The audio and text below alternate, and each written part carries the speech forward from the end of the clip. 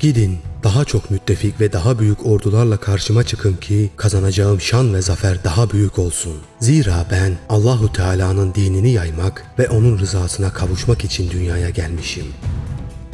Yıldırım Bayezid Han, Osmanoğullarından İstanbul'u kuşatacak olan ilk padişah. Anadolu'da Türk Birliği projesini ideal edinen, hiddetli, asabi, doğuştan komutan vasıflı sultan, Murad-ı Hüdavendigar'ın savaşta akıl danıştığı, kahramanlığı ve cesaretiyle ünlü komutan. Savaşta o kadar hızlıydı ki düşman ordularını şaşırtıp perişan ediyordu. Yıldırım lakabı onun için biçilmiş bir kaftandı. 1360 yılında dedesi Orhan Gazi'nin vefat, babası 1. Murat Hüdavendigar'ın tahta cülûs ettiği gün Bursa'da doğdu. Sultan Murat ile Gülçiçek Hatun'un en büyük oğluydu. Küçük yaşlardan itibaren eğitimine çok önem veriliyordu. Dönemin önemli alimleri Bursa Kadısı Koca Mahmud, Kazasker Çandarlı Halil, Karamanlı Molla Rüstem, Molla Fenari gibi alimler başlıca hocalarındandı. Önde gelen komutanlardan savaş taktikleri, orduları sevk ve idare dersleri alıyordu.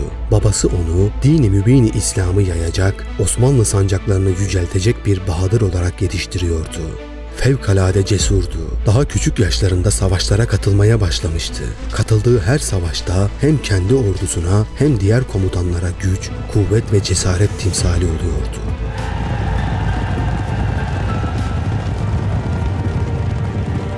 Babası Murad-ı Hüdavendigar'ın Kosova'da şehit düşmesi üzerine muharebe sahasında hükümdarlık makamına geçen Bayezid derhal bir ulak göndererek kardeşi Yakup Çelebi'yi çağırdı. Kaçan düşmanı kovalamaya devam eden ve babasının şehadetinden haberi olmayan Yakup Çelebi, babası tarafından çağırtıldığını zannederek geri döndü. Karargaha geldiği zaman ise Bayezid'in emriyle oracıkta boğduruldu. Naaşı babasınınkiyle birlikte Bursa'ya gönderilerek itibarına layık bir törenle defnedildi. Bu Osmanlı hanedanı arasındaki ilk kardeş katli hadisesi olmuştu. Yıldırım Bayezid'in kardeşini öldürtmesinin sebebi hakkında birçok söylenti oluştu. 4 yıl önce Bayezid'in kardeşi Savcı Bey, babası Sultan Murad'a karşı isyan hareketine girişmiş ve canından olmuştu. Şimdi aynı şeyi Yakup Çelebi'nin yapmayacağının bir garantisi yoktu. Askerler Yakup Çelebi'yi çok sever ve ona itaat ederlerdi. Eğer emrindeki askerleriyle Bayezid kuvvetlerine saldırırsa Osmanlı ordusu birbirini yok edebilir, Haçlı İttifakı'na karşı tüm kuvvetlerini kaybedebilir ve Rumeli tamamen kaybedilebilirdi. Bu, yüz binlerce masumun hayatını kurtarabilecek fakat verilmesi çok zor bir karardı. Yıldırım Bayezid başlangıçta kardeşinin öldürülmesine karşı çıksa da neticede devlet adamları tarafından ikna edildi. Bu kararı verebilmek Yıldırım için çok zor olmuştu.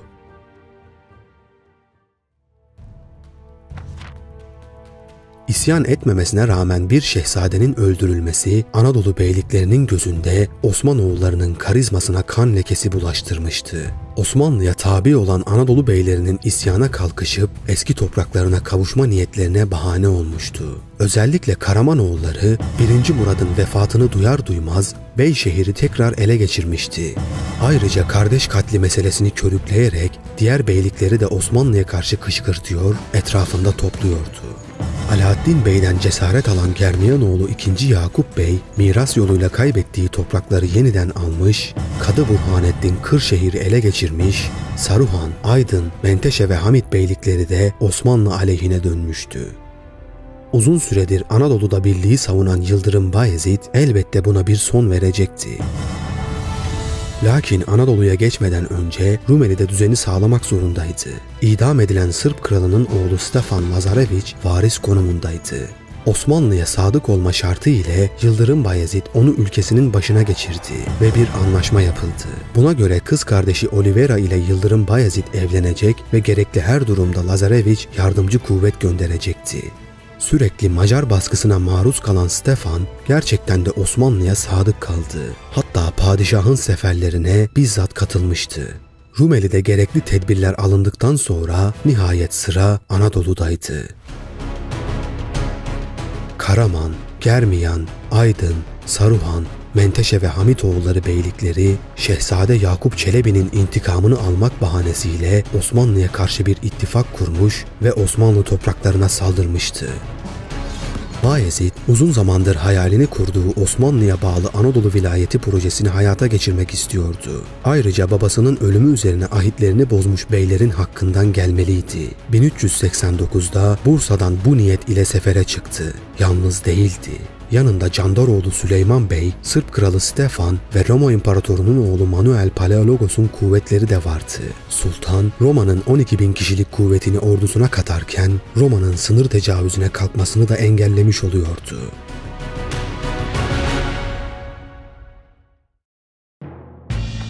Yıldırım Bayezid, kışın en şiddetli ayazlarında sefere çıkarken ilk planda Karamanoğullarının diğer beyliklere yardımına fırsat vermeden onların işini bitirmeyi gözetmişti. Onun için ilk saldırıyı Batı Anadolu beylikleri üzerine yaptı. Germiyanoğlu 2. Yakup Bey, Osmanlı Sultanı'nın kalabalık ordularını görünce Bayezid'den eman diledi. Fakat Bayezid, Yakup Bey'i affetmeyerek tutuklattı ve onu İpsala Kalesi'ne hapsetti. Germiyan topraklarının tamamına el koyarak ülkesine kattı. Yıldırım Bayezid, Germiyan topraklarının ilhakını müteakip Saruhanoğulları ülkesine yürüdü. Saruhanoğullarına ait topraklar harpsiz denecek bir şekilde zapt edildi. Saruhan emiri Hızır Şah ise tutuklanarak Bursa'da hapsedildi.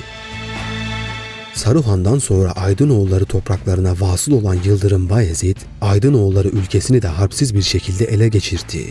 Aydınoğlu hükümdarı İsa Bey, Yıldırım'dan eman diledi. Bayezid, onun yaşına ve olgunluğuna hürmet ederek kaydı hayat şartıyla Tire şehrini kendisine dirlik olarak verdi. Aydınoğullarından sonra Menteşe Beyliği topraklarına ilerleyen Yıldırım, kısa sürede bu arazileri de topraklarına kattı.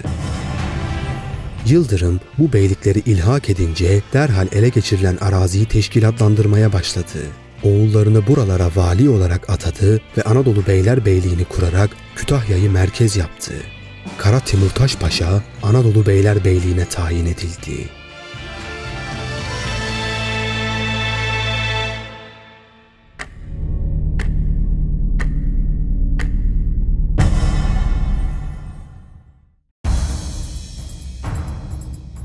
Yıldırım Bayezid 1390 senesinde Germiyan, Saruhan, Aydın ve Menteşe beyliklerinin ilhakını tamamladıktan sonra Hamitoğulları üzerine yürüdü. Bu kısa süre zarfında bütün müttefiklerini kaybeden Karamanoğlu Alaaddin Bey, Bayezid'den geri kalmayarak Hamit iline asker çıkardı. Fakat artık çok geç kalmıştı. Kalabalık ordular ile Hamit iline giren Yıldırım Bayezid hızla ilerliyordu. Karamanoğlu Alaaddin Bey kendini onun karşısına çıkacak kadar güçlü ve yeterli görmediği için geri çekildi. Hamitoğulları ise Bayezid'den eman dilemişlerdi. Bunun üzerine Bayezid bu beyliği de kendi ülkesine katarak Hamit sancağı olarak Anadolu eyaletine bağladı ve oğlu İsa Çelebi'yi buraya sancak beyi olarak tayin etti. Saruhan, Germiyan, Aydın, Menteşe ve Hamitoğulları beylikleri süratle ortadan kaldırılarak toprakları ilhak edilince sıra Karamanoğullarına gelmişti. Zaten Anadolu beyliklerini Osmanlı'ya karşı kışkırtan Karamanoğullarıydı. Müttefiklerinin çoğu ortadan kalkmasına rağmen Karamanoğullarına tecavüzlerinin ceremesini çektirmek için bir sefer yapılması gerekiyordu. Bu sebeple Yıldırım Bayezid, Hamitoğullarına karşı giriştiği harekatı bitirir bitirmez Karamanoğlu sınırlarına girdi. Osmanlılar Karaman sınırını geçtikleri sırada Karamanoğullarının Anadolu'da sadece 2 müttefiki kalmıştı. Bunlardan birisi Kadı Burhanettin, diğeri ise Yıldırım'ın Anadolu beyliklerini ilhakını mütakip Osmanlı ittifakından ayrılarak karşı tarafa geçen Candaroğulları hükümdarı 2. Süleyman Bey'di. Yıldırım Bayezid Karaman toprağına girince Karamanoğlu Alaaddin Bey, Kadı Burhanettin ile Candaroğlu Süleyman Bey'den yardım istedi. Her muharebede süratli hareket eden Bayezid, bunların kuvvetlerinin birleşmelerine zaman bırakmadan Konya Kalesi önlerinde göründü ve Karamanoğlu başkentini kuşattı. Vakit harman vaktiydi. Ancak tarım arazileri kale dışındaydı. Korkudan kaleye kapanmış olan halk mahsullerine ulaşamıyordu. Yıldırım Bayezid bir ferman çıkararak askerlerin bu mahsule dokunmasını yasaklamıştı. Tellallar, her kim yağma ve talana kalkışır, halkın malına bir habbe zarar verirse en şiddetli cezalar ile cezalandırılacaktır emrini dört bir yana duyurmuşlardı. Osmanlı askerinden bir kimse dahi halkın mahsulüne dokunmadı. Fakat bir zaman sonra Osmanlı askeri yiyecek bakımından zor duruma düşmüştü. Hemen karşılarında mahsul dolu tarlalar olduğu halde askerler açlık çekiyorlardı. Bunun üzerine ordudaki ehil insanlar padişahın emriyle kaledeki halka bir teklif ulaştırdılar. Mahsulünüz ovada yatmakta olup havadan kuşlara, yerden de böceklere yem oluyor. Niçin gelip satmazsınız? Dilediğiniz fiyata satın alınsın. Böylece Allahu Teala'nın nimetlerinden iki tarafta faydalansın. Bu haberi duyan halk çok şaşırmıştı. Onlar mahsullerinin Osmanlı askeri tarafından çoktan yağmalandığını düşünüyorlardı.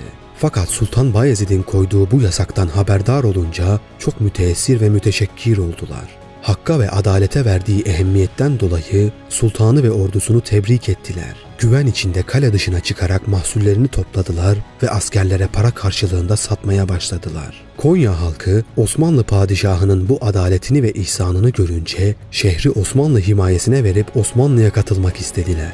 Halkının Osmanlı himayesine girmek istediğini gören Karamanoğlu Alaaddin Bey kale içinde bir yerde saklanıyor ve ecel telleri döküyordu.